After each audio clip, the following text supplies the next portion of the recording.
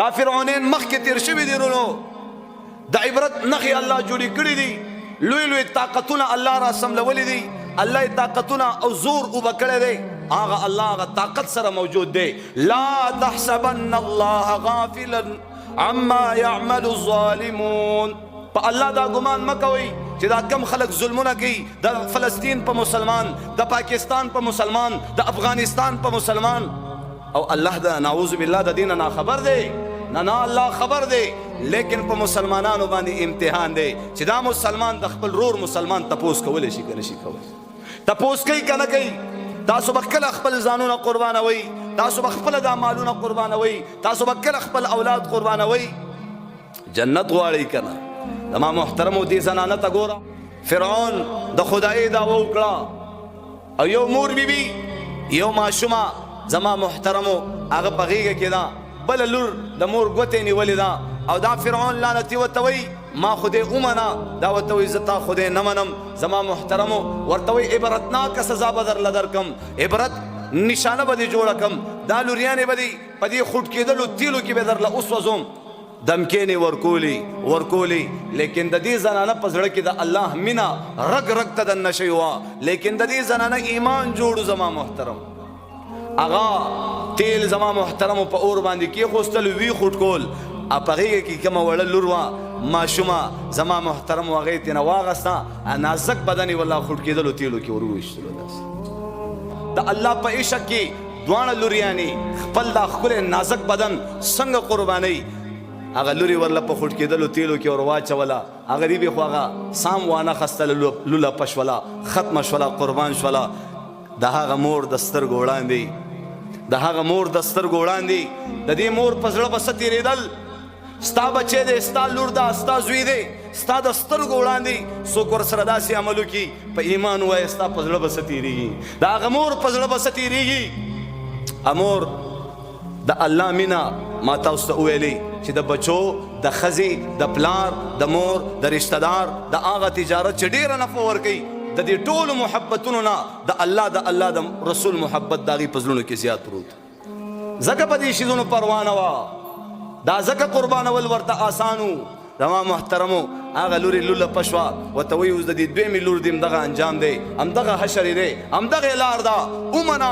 ما خدای تسلیم کا او ورته وایي نه نه ما ایمان د موسی علیه السلام په پروردګار باندې راوړی ته زمونږ غونته کې یو عام انساني زما محترمو هغه بله لورې م وله ونیوله په هغه خوټ کېدلو تیلو کې ور واچوله هغه دې به م لوله پشوله پیکوڼه شوله ختمه شوله د الله په دین قربان زما محترمو چې کله یې ورله مور رانیوله او په هغه خوټ کېدلو تیلو کې ور اچوله الله رب العزت خو کولی شي هغه دوه لوریانې چې کومې قربان شوي لوله پشوي د هغې روحونه الله رب العزت دې مور ته داسې را مخامخ که دواړه لوریانې د خپلې مور ته داسې مخامخ زما محترمو آواز کوي ای مورجانې ته په حقی رسته نشي دا به ظاهره باندې دا غرغنډي اور ښکاري خو په حقیقت کې دا زیړ ګلونه دي مور په حقیقت کې دا زیړ ګلونه دي مور یو قدم رسته نشي مورې ته په حقی رادانګه کامیابی ده خوشحالی ده عزتونه دي نعمتونه دي د سکون زندگی ده مورې رسته نشي رادانګه زما محترمو چې کله یې ورله مور په هغه خوټ کېدلو تیلو کې ور اچوله امور ورته وایي زما یو وصیت دی اوس به ما هم په دې خوټ کېدلو تیلو کې ور واچوئ ختمه بشم قربان بشم خو درخواست دا کوم زما او زما د دې دوو لوریانو دا اډوکي دا به راجمع کوي او په یو مخصوص ځای کې به یې دفن کوي ضایع مه لړه کوئ او ورته وایي ټیک ده هغه مور یې ورله راونیوله په هغه خوټ کېدلو تیلو کې ور واچوله قربان شوله وی ادھر آ ستمگر ہنر آزما تو تیر آزما ہم جگر آزمائے عشق بازی وہ لڑے جو عشق راضی کر سکے تن کے کپڑے بیچ کر معشوق کو راضی کر سکے زما محترمو آغا اڈو کی راجم کړه او په یو خاص ځای کې خخ کو بعد کې د محمد رسول الله صلی الله علیه وسلم زمانه راغا چې کله الله رسول د معراج په سفر باندې تلو توجه کوي چې کله الله رسول د معراج په سفر باندې تلو پلاره کې یو ځای کې د مشک و عنبرو خوشبو راغه.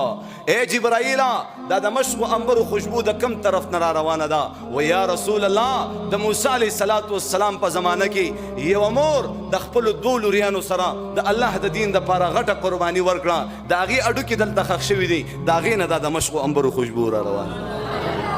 وی امانت بدل حد په منځ کې پروت وي، کچازان کو امانت په دې دنیا. درخواست کوم دا ښکلې ځواني د الله په دین باندې قربان کړي. درخواست کوم دا خپل استعدادونه د الله په دین قربان کړي. درخواست کوم دا خپل دا ګټلی شوی مال د الله په دین قربان کا. دا مختصره زندگی ختمېدو والا ده. الله به درته ژوند هم د عزت درکړي انشاءالله، رزق به هم د عزت درکړي انشاءالله، مرګ به هم درله د عزت درکړي انشاءالله. بیا به دې د بې عزتۍ د ژوند نه، د بې عزتۍ د رزق نه، د بې عزتۍ د مرګ نه به دې الله حفاظت کوي. زما محترمو صحابو ننګونه کړي دي، غیرتونه کړي دي، او تاسو نه تپوس کوم مرګ د چا په لاس کې دی او ژوند د چا په لاس کې دی، او صحت څوک ورکوي او بیماری څوک راولي، او مالداري د چا په لاس کې، غریبي د چا په لاس کې، شپه څوک راولي، ورځ څوک راولي، بارانونه څوک وري. زما محترمو چې الله باران نه کوي د چا پلار دی یو ساس کې باران وکړي. الله پاک شپه نه راولي د چا پلار دی شپه راولي. دا ټولې دنیا بادشاهان راجمع کړي. زما محترمو یو ساس کې باران په موږ او تاسو کولی شي؟ کولی شي؟ هغه لوی الله دا عرش نه د فرش تماشه کوي. زمنګ او ستاسو رب کمزور نه دی. دی وجه نه زما محترمو وی شهید چې کله د الله په دین قربانیږي، لوله پکېږي، ریزه ریزه کېږي، وی د دې د بدن اولنۍ قطره د وینو ځمکې ته لګېدلې نه وي چې د دې شهید مخکې رستني ټول ګناهونه الله معاف کړي. زما محترمو د دې د بدن اولنۍ قطره